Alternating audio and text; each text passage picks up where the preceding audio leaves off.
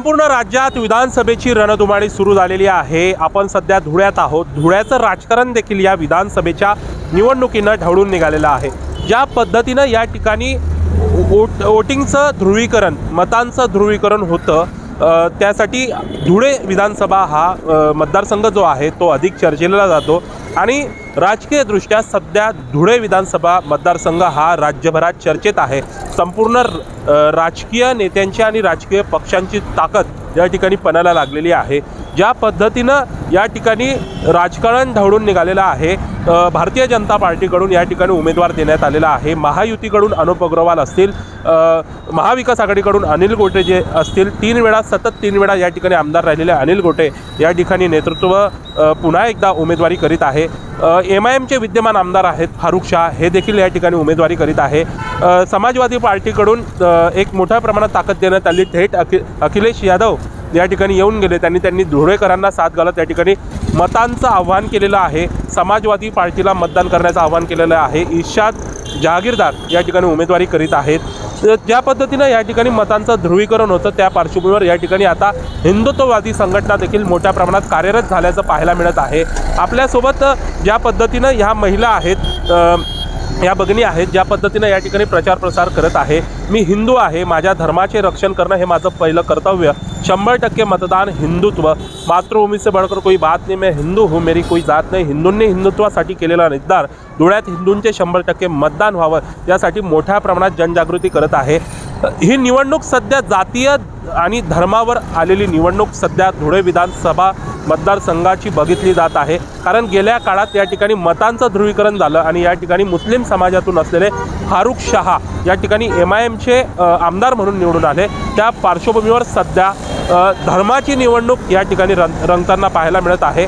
देशाच्या एकात्मतेच्या दृष्टिकोनातून जातीय धर्माची निवडणूक सध्या ज्या टप्प्यात या ठिकाणी विधानसभा निवडणूक धुळ्याची येऊन टेपलेली आहेत।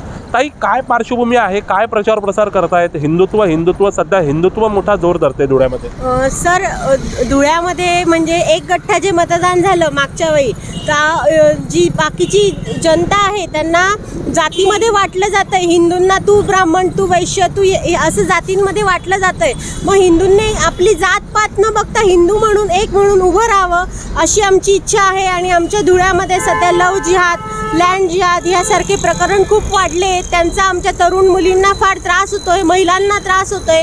त्या पार्श्वभूमीवर आणि आम्ही हिंदूंनी वोटिंग वाढावं, हिंदूंनी घरातून त्या दिवशी निघावं।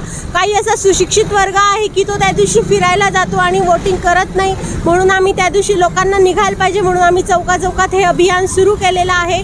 आम्ही कोणाचेही पैसे घेऊन किंवा कोणत्याही पक्षाचा प्रचार म्हणून हे करत नाही आहे। आम्हाला काहीतरी धर्माबद्दल कळकळ आहे आणि धुळ्याचं नाव हे जगभरात प्रसिद्ध झालं आहे की धुळ्याला एक गठ्ठा मतदान कसं झालं। ते आपल्या धर्मासाठी उभे राहू शकतात, तर आपण हिंदू म्हणून आपल्या धर्मासाठी का उभं राहू शकत नाही? आपण जात का बघतो की हा उमेदवार या जातीचा, तो उमेदवार त्या जातीचा?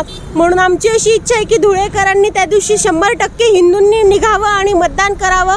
आणि लोकसभेला जो लागलेला ठपका आहे धुळ्याला की धुळ्यात कसं एक गठ्ठा मतदान झाले, धुळ्यावर काय कंडिशन झाली, हे सगळं सारून धुळ्याने आपला विजय दाखवून द्यावा, अशी हिंदूंचं एकत्रीकरण दाखवून द्यावं। नाही, पण ही हिंदुत्वाच्या मुद्द्यावर निवडणूक तुम्ही म्हणतायत, मात्र देशाच्या एकात्मतेच्या दृष्टीने जर आपण बघितलं, सर्वधर्म समभाव म्हणतो, कुठेतरी ही अराजकता माजत नाही का राजकारणाच्या निमित्तानं?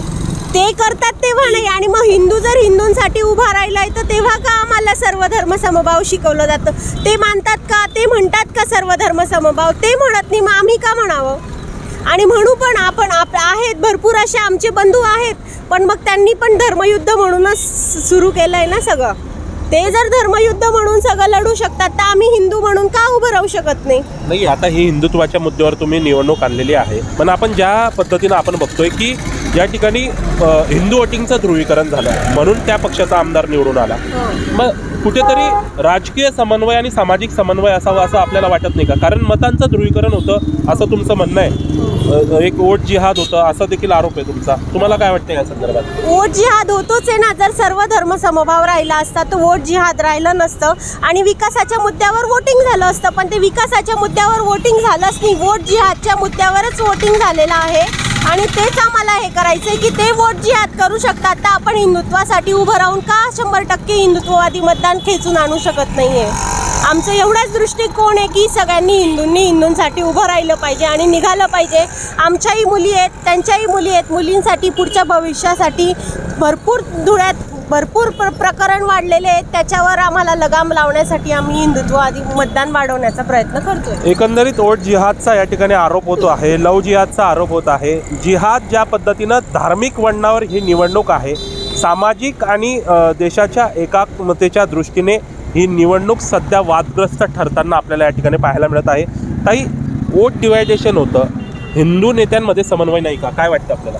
हिंदू नेत्यांमध्ये समन्वय नाही, कारण एकत्रीकरण सगळ्यात महत्त्वाचा मुद्दा आहे. हिंदूंचंच एकत्रीकरण होणं हेच आमचं याच्यातून जनजागृतीचं कार्य सुरू आहे. बाकी सगळी जनता समजदार जरी असली तरीसुद्धा जे डिस्ट्रीब्युशन होतं वोटांचं ते होऊ नये. सर्व हिंदूंनी एकत्र यावं हीच आमची सर्वांची या चॅनलकडून सगळं हिंदूंना सूचना आहे किंवा विनंती म्हणू शकतो आपण की आपण मतदान 100% करावं, हिंदुत्वासाठी मतदान करावं, स्वतःच्या सुरक्षेसाठी मतदान करावं. हिंदुत्व संकटात आहे असं वाटतंय आपल्याला?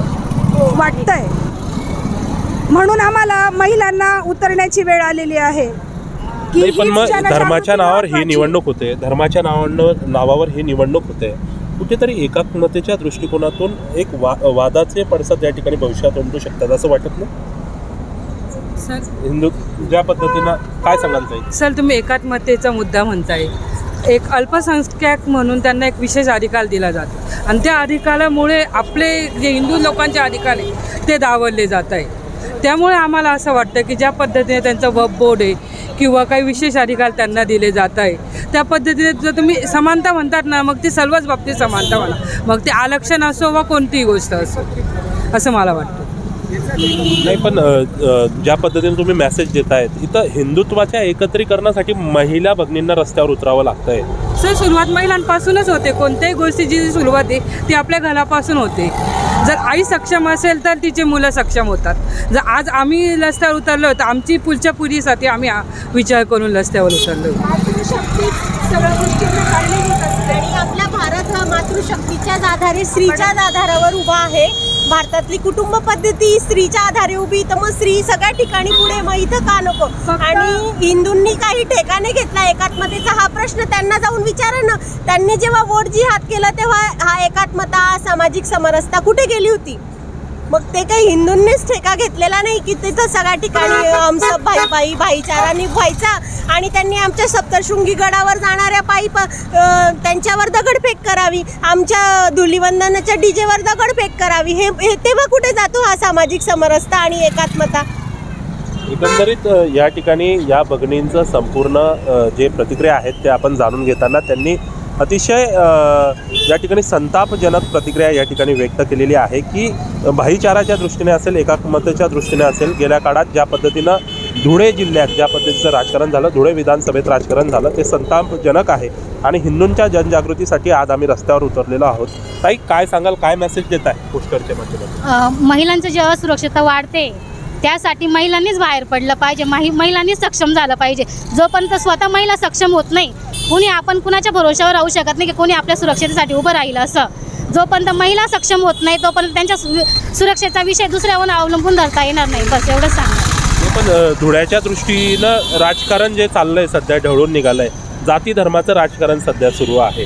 म्हणजे ते मुस्लिम असेल की हिंदू असेल, ते कोणीही असो, योग्य वाटते का हे सगळं राजकारण ज्या पद्धतीनं चाललंय? कोणत्या धर्मावर आपण टीका नाही करू शकत, पण सर्व जातींनी जर एकनिष्ठेने मतदान केलं की आपले जे हिंदू लोक आहेत ते घरातच बसून राहतात, ते आमिषाची वाट बघत बसतात, त्यापेक्षा सर्वांनी घरात बाहेर पडायचं आहे. सकाळी 7 वाजेपासून तर संध्याकाळी 6 वाजेपर्यंत मतदानासाठी जाण्याचा प्रयत्न करायचा आहे आणि 100% मतदान करण्याचा प्रयत्न करायचा आहे. बस एवढंच मेसेज आम्ही देण्याचा प्रयत्न करतोय. ताई, या ठिकाणी आपण बघतोय की धुळ्यात एक तुम्ही जिहादचे मोठे प्रकरणं बाहेर पडतात असा आरोप त्या ताईंनी केला. तर काय आहे हे सगळं जिहाद, का म्हणून असा आरोप होतोय? सर, तुम्ही पेपर आज उघडून जरी बघितला, मी कालच एक बातमी वाचली दिल्लीचं प्रकरण, कदाचित तुम्हाला माहिती असेल, तर तो पण एक प्रकारचा लव जिहादच म्हटला जातो ना. आणि कसं आहे, आपण जर हा विचार आज केला नाही तर उद्याची पिढी आपली सुरक्षित नाही आहे. त्यामुळे आम्हाला असं वाटतं की मतदान जागृती करावी. आणि हिंदू म्हणजे फक्त आम्ही रस्त्यावर उतरलेले किंवा मराठा ब्राह्मण हे हिंदू नाही. जो हिंदुस्थानात राहतो, जो हिंदुस्थानाच्या भल्याचा विचार करतो तो हिंदू. शिवाजी महाराजांनी जे राज्य उभारलं होतं ते हिंदवी स्वराज्य बनवून उभारलं होतं. तर त्यांनी ते हिंदूंसाठी स्वराज्य हे केलं होतं. त्या स्वराज्यासाठी आमची ही मागणी आहे. त्यासोबत आपला विकासही होतोच आहे. आणि आम्हाला ही गॅरंटी आहे की आपण जर रस्त्यावर उठलो नाही त्यांच्याकडनं काय हे करू शकतोय तर ते नक्कीच विकासाची कामंही पूर्ण करतील. एकंदरीत सविस्तर प्रतिक्रिया जाणून घेत असताना हिंदू मतदान जे आहे ते 100% या ठिकाणी व्हावं यासाठी या भगिनी आता रस्त्यावर उतरलेल्या आहेत. ज्या पद्धतीनं गेल्या विधानसभा निवडणूक असेल, लोकसभा निवडणुकीमध्ये जे राजकीय पडसाद या ठिकाणी उमटले आहेत त्या दृष्टिकोनातून आम्ही सर्व हा प्रचार प्रसार करत असल्याचा दावा आणि प्रतिदावा या ठिकाणी या भगिनींनी केलेला आहे. चौकाचौकात या ठिकाणी जनजागृती करत असताना धुळेकरांनी मतदानासाठी मोठ्या प्रमाणात बाहेर पडावं असं देखील आवाहन या माध्यमातून करण्यात येत आहे. राजमुद्रासाठी कमलेश देवरे, धुळे.